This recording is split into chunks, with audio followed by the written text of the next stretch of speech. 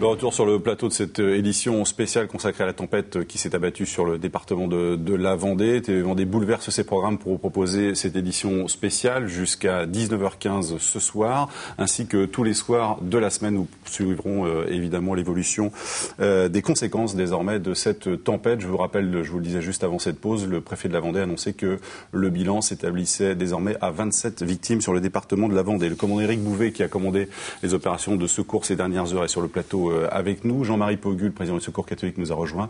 Bonjour Monsieur Pogu, on évoquera dans un instant la mobilisation et la solidarité vendéenne qui fonctionne à plein. Vous le verrez également à partir de témoignages. Aïda Valsianou, je vous le disais, toute la rédaction est mobilisée, Aïda comprise, sur cette opération. Vous étiez aujourd'hui, vous, du côté de l'Aiguillon-sur-Mer ? Tout à fait. Je rentre à l'instant. J'ai rencontré, déjà, j'ai commencé par le funérarium, qui est un moment très important parce qu'il reste, vous allez sans doute le dire, des corps qui ne sont pas encore identifiés.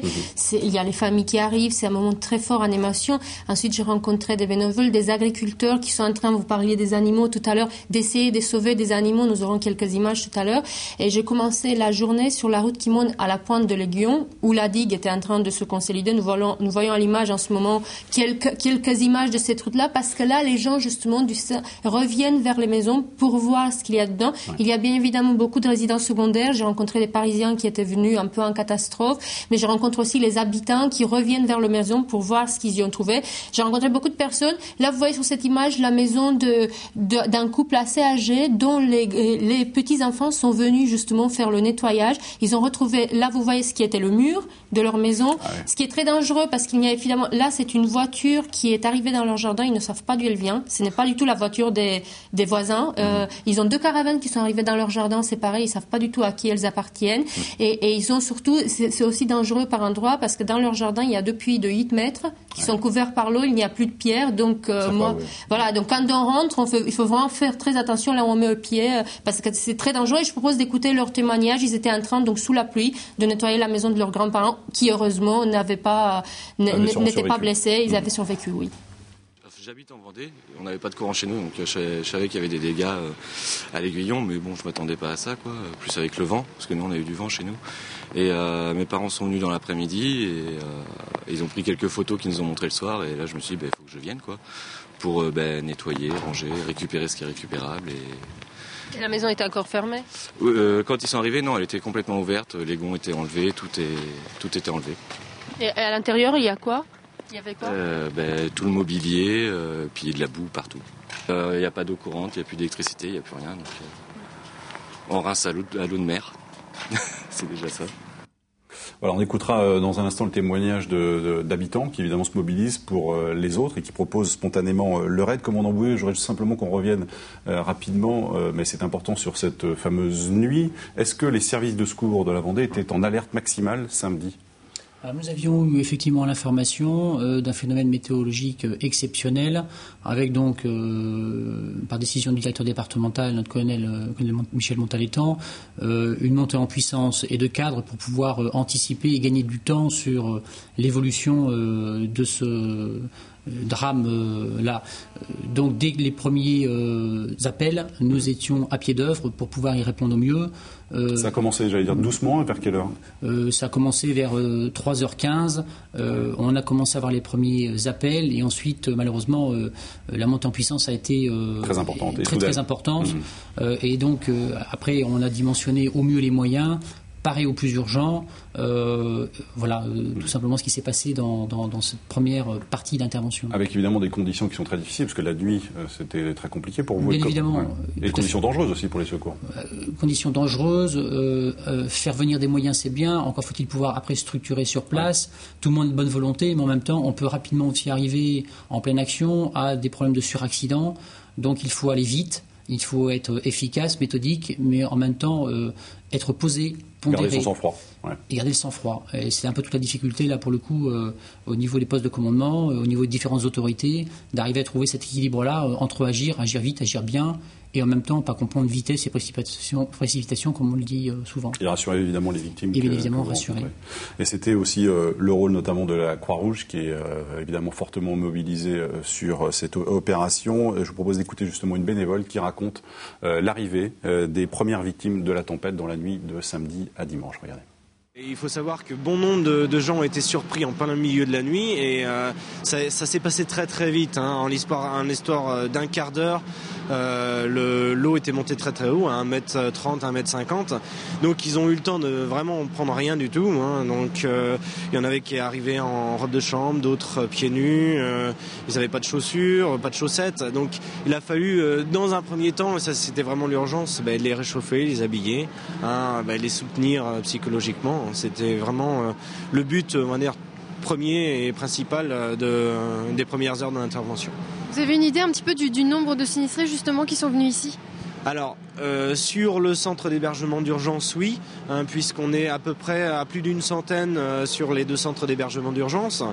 Au niveau sinistré, on a des infos qui circulent, mais je ne pourrais pas vous confirmer le nombre exactement. Et voilà, ils sont répartis donc en 2 centres d'hébergement d'urgence. Donc le premier ici, donc on a organisé avec des petites cabanes, des petites tentes, et d'autres ont préféré le dortoir qui était un petit peu plus chauffé de l'autre côté, quoi. En termes de bénévoles, beaucoup ont répondu à l'appel ? Oui, c'est vrai qu'au niveau de la Vendée, donc ce matin, il y avait déjà une trentaine de bénévoles qui avaient participé à l'opération. Ensuite, il y a en gros une vingtaine de plus qui sont arrivés en renfort, et dans les jours à venir, je pense qu'on pourra encore compter sur les bénévoles de la Croix-Rouge.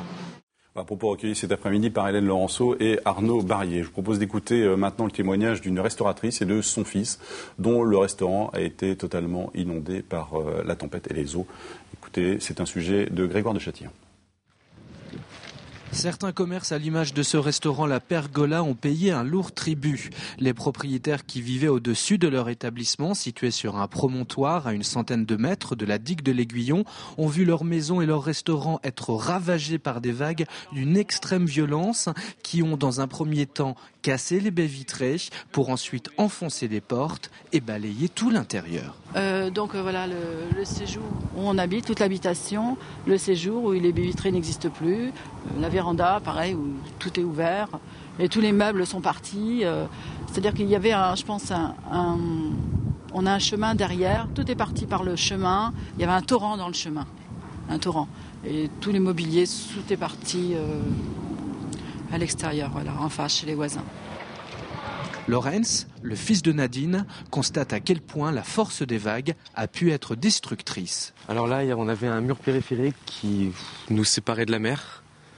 Donc tout simplement, tout a sauté, rien n'est resté. Pourtant, c'est du béton armé qui a résisté à 99, il me semble aussi. Et là, on avait un jardin, l'enrobé s'est explosé. Tout a sauté, il n'y a plus rien. Tout est à refaire. Ouais, je vais fermer le garage. Ferme ce que tu peux. Ferme ce qui reste. Samedi soir, alors que ses parents étaient donc restés sur place à la maison, Lorenz, lui, avait décidé de sortir en discothèque. Il se souviendra longtemps de son retour à l'Aiguillon. C'était un torrent, il y avait de l'eau jusqu'à la taille, des objets qui venaient nous faucher. On ne voyait pas les trottoirs, donc beaucoup sont tombés dans l'eau sans gravité, mais c'était dur. Et moi, j'ai essayé de continuer un petit peu pour aller voir mes parents qui étaient dans le restaurant, qui étaient submergés. Mais j'ai pas pu faire beaucoup. Le courant me fauchait, j'entendais l'électricité dans l'eau, c'était dur. Ouais. Le temps maintenant est au nettoyage avec une ambition plutôt optimiste, réouvrir le restaurant dès la fin du mois de mars.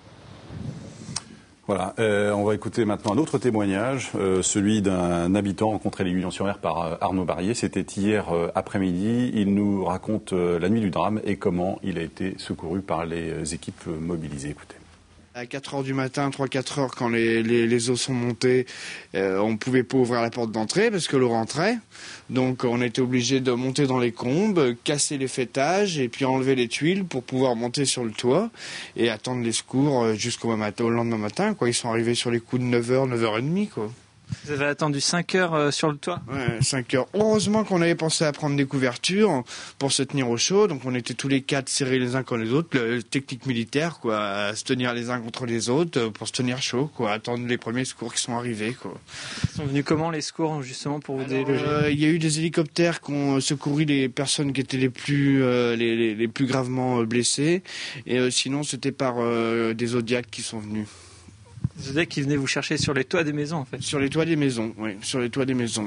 Il y avait quel niveau d'eau à peu près là-bas ? Il y avait là-bas à peu près entre 2,50 m et 3 mètres. Ouais, ça arrivait juste au niveau des tuiles. Donc c'était quand même très impressionnant. La solidarité vendéenne, elle est reconnue, elle marche encore, elle fonctionne à plein depuis maintenant dimanche matin, comme en témoigne la mobilisation des associations également dans lesquelles les Vendéens sont impliqués. Jean-Marie Pogu, président du Secours catholique de la Vendée, est sur ce plateau. Bonsoir Monsieur Pogu, merci de nous avoir rejoints. Vous arrivez tout juste de l'Aiguillon-sur-Mer, vous avez passé donc ces 2 derniers jours. D'abord votre réaction de Vendéen, avant de président du Secours catholique, juste de votre vision de ces lieux. Quand vous êtes arrivé ? C'est un univers de désolation. Quand on arrive, on aperçoit d'abord là où il y avait des champs, on voit un immense lac, et c'est déjà très impressionnant.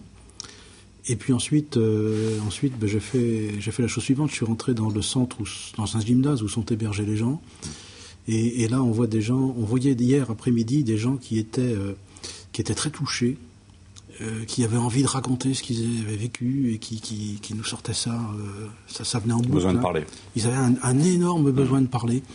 Donc on est allé vers eux, essayer de discuter avec eux, leur faire raconter ce qui s'était passé, etc. C'est extrêmement impressionnant. Mais hier, ce qui m'a impressionné encore plus, je dirais, chez ces gens-là, c'est que hier, ils étaient extrêmement solides. Ils avaient l'air extrêmement solides. Et j'en ai revu un certain nombre des mêmes ce matin. C'était plus les mêmes personnes, ils avaient encaissé le coup, ils avaient manifestement compris ce qui était arrivé, ils avaient intégré ça, et j'en ai vu beaucoup s'effondrer ce matin. Ouais. Ce sont des réactions, normales, classiques, commandant Bouvet, je pense que c'est normal. Le lendemain de drame. Évidemment, tout à fait normal, parce qu'ils ont été mobilisés, donc dans le feu de l'action, pour eux aussi, en pleine nuit, réveillés, il part au plus urgent, la solidarité joue à plein, on va à l'essentiel. On est content aussi d'être en vie aussi, déjà, donc on ne réalise pas, on est content d'être en vie simplement. Ce matin, ils nous disaient presque tous qu'ils avaient très peu dormi, qu'ils avaient fait des cauchemars, j'en ai entendu certains nous dire que par exemple, ils étaient restés debout toute la nuit parce qu'ils ne pouvaient pas se coucher, ils ne pouvaient pas dormir, ils n'y arrivaient pas. Quelles sont leurs préoccupations principales ? Où vous leur pensez en fait en ce moment ? Ils pensent à ce qu'ils ont perdu, ils pensent aussi à ceux qui ne sont plus là. Parce que, si j'ai bien compris, un très grand nombre des victimes se trouvaient, victimes au sens général, c'est sinistrés et personnes décédées, étaient dans des lotissements très, très voisins. Ouais. Et tous les rescapés connaissent des tas de gens qui sont morts. Ouais. Et ça, c'est au moment où ils s'en rendent compte, où ils le réalisent, que vraiment là, ça devient pour eux extrêmement difficile. Alors vous le disiez tout à l'heure, commandant Bouvet, ce qui est impressionnant, c'est la solidarité des Vendéens et la réaction des gens qui a été immédiate. Je crois que la mairie de l'Aiguillon-sur-Mer a été débordée par le nombre d'appels, de demandes et de propositions d'aide. Avant de nous expliquer peut-être l'action du Secours catholique, Jean-Marie Pogu, je vous propose de voir ce reportage d'Hélène Laurenceau et d'Arnaud Barrier qui se sont rendus cet après-midi à l'Aiguillon-sur-Mer. Vous allez voir à quel point et comment les habitants s'aident entre eux. On a vu les informations quand on a eu l'électricité. On a envoyé un email à une association que mon mari côtoie sur la Tranche-sur-Mer. On a eu le maire de la Tranche-sur-Mer qui nous a rappelé tout de suite pour nous dire rendez-vous à 8h à la cantine des écoles demain matin. Donc voilà, on a nous fait le plus gros chez nous, mais rien à voir avec les besoins qu'il y avait ici, donc on a préféré venir ici, quoi. On est venu donner un coup de main à ceux qui en ont besoin. Nous, depuis ce matin, on a servi le petit déjeuner, on a été faire les ravitaillements à Super U, on répond aux questions et on aide les gens qui ont besoin. Ils sont arrivés avec des chariots énormes. Ils ont été dans les pièces derrière de chargement et tout, et ils ont pris des tas de choses. Ils leur ont donné vraiment énormément de choses. Et ils sont venus petit à petit avec les camions. On a déchargé ça ce matin au fur et à mesure. Alors nous sommes en train de trier des vêtements pour donner aux gens qui en ont besoin. Ce sont des tonnes de vêtements qu'on nous amène, donc on essaye de donner aux gens. Alors de quoi est-ce qu'ils ont le plus besoin les gens? Alors actuellement, ils ont besoin surtout de vêtements chauds, d'imperméables, de manteaux et des chaussures. C'est surtout ça qu'on a besoin. Au départ, c'est certainement un de notre stock qui est arrivé, mais maintenant, ce sont les dons que donnent les gens à fur et à mesure.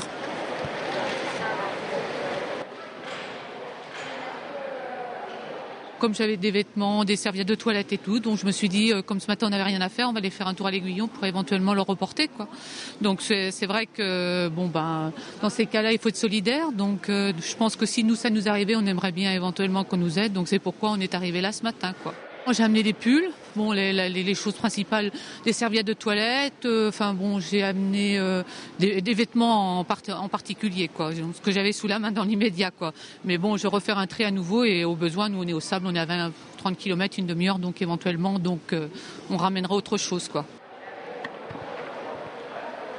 Il y en a qui n'ont pas été épargnés et il faut les aider, hein.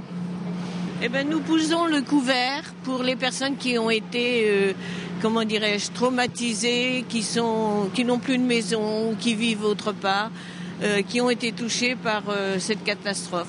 À l'Aiguillon, il y a une bonne entente. On a un maire où il y a beaucoup d'associations, donc on a demandé à tout le monde de venir. Donc pour vous, c'est normal d'être ici aujourd'hui à aider? Ah oui, tout à fait, tout à fait. Il faut aider les gens.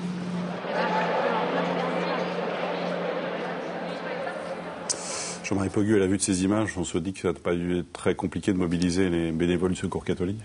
Non, alors ce qu'on a fait hier, on a commencé à mobiliser le réseau et volontairement on a limité le nombre de bénévoles parce que ce qu'on sait, c'est qu'il va falloir tenir longtemps. Ouais. Et donc on s'est organisé pour avoir sur le site de l'Aiguillon et de la Faute en permanence, chaque jour, de 20 à 30 bénévoles pendant tout le mois de mars. C'est l'objectif qu'on se donne. Donc pour ça, il faut essayer d'organiser un petit peu les choses. C'est pas très difficile. Ça se passe bien. Donc quoi vous occupez, vous, le Secours catholique sur place? Donc la distribution des repas, notamment? Non, éventuellement, on a prêté main forte aux gens de la sécurité civile qui s'occupaient de ça ce matin, parce que dans ce genre de circonstances, tout le monde se donne la main, ça se passe très bien. Et moi, j'avoue que j'étais très impressionné par le déploiement des moyens matériels et humains, par l'efficacité et le professionnalisme de tout le monde, hein, aussi bien des pompiers que des gendarmes, que des personnes... Que tout le monde dit visiblement. Des personnes de la sécurité civile, de la Croix-Rouge, etc. Moi, j'avoue que je suis admiratif. Vous savez, je suis pas un urgentiste. J'ai rarement vu ce genre de choses. Ouais. Mais c'est assez impressionnant. Alors, qu'est-ce qu'on fait de façon précise? Ce qu'on a proposé aux élus, parce que le travail des élus des deux communes, avec les équipes municipales et aussi avec les services municipaux et avec tous les bénévoles qui se manifestent, le travail qu'ils font est absolument gigantesque. Moi, je suis éberlué d'admiration devant ces gens-là. Et ce que l'on a proposé, justement, c'est de mettre nos bénévoles à leur disposition pendant tout le mois de mars, tout simplement pour faire quoi? Tout simplement pour aller, à partir de demain, visiter toutes les personnes qui vont être hébergées provisoirement, pour parler avec elles, et surtout pour les laisser parler, parce que détecter parmi elles celles qui éventuellement relèvent d'une fragilité particulière et qui nécessiteraient des interventions de psychologues ou de psychiatres, parce que et de les rediriger vers les services. Mais oui, parce que ça, si vous voulez, nos bénévoles sont formés à l'écoute, mais c'est pas des pros de ce genre de situation. Et donc dès qu'ils se rendent compte que ça n'est plus de leur ressort, il faut qu'ils passent la main. Donc ça, on le fait. Ce qu'on fait aussi, on a prépositionné plusieurs tonnes de vêtements à Saint-Michel-en-Lerme, tout près. C'est-à-dire que quand les stocks seront épuisés, on les fera rentrer en circulation. On a aussi, à partir de cet après-midi, et on va continuer, proposer aux personnes qui nous ont été envoyées par la mairie des secours financiers. C'est des secours de 150 € qui sont destinés tout simplement à des personnes qui ont tout perdu. Ouais. C'est pas forcément des personnes qui sont en situation de pauvreté, c'est des personnes qui n'ont plus rien. Ils sont partis, ils sont partis en pyjama, ils n'ont pas emmené le carnet de chèques et la carte bancaire. Donc ils sont maintenant, la plupart d'entre eux, relogés, enfin un grand nombre d'entre eux relogés provisoirement, mais dans des maisons où il n'y a rien. Ouais. il n'y a rien à manger, et il n'y a rien en matière de produits d'hygiène, il n'y a pas de sous-vêtements, etc. Donc avec 150 €, on se dépanne pendant quelques jours. On va les revoir après pour voir comment apporter une aide un peu plus consistante. Et puis aussi, on prête main forte à l'équipe qui s'occupe de l'accompagnement des familles qui viennent reconnaître les personnes décédées. C'est pas le plus facile. On va marquer une nouvelle pause et puis dans un instant nous vous retrouvons à Aïda avec deux nouveaux témoignages, preuve de la solidarité des Vendéens, notamment le témoignage d'une directrice d'une grande surface qui propose spontanément d'apporter de la nourriture, de nourrir ceux qui ont été victimes de cette tempête Xynthia sur laquelle nous revenons donc dans un instant. À tout de suite.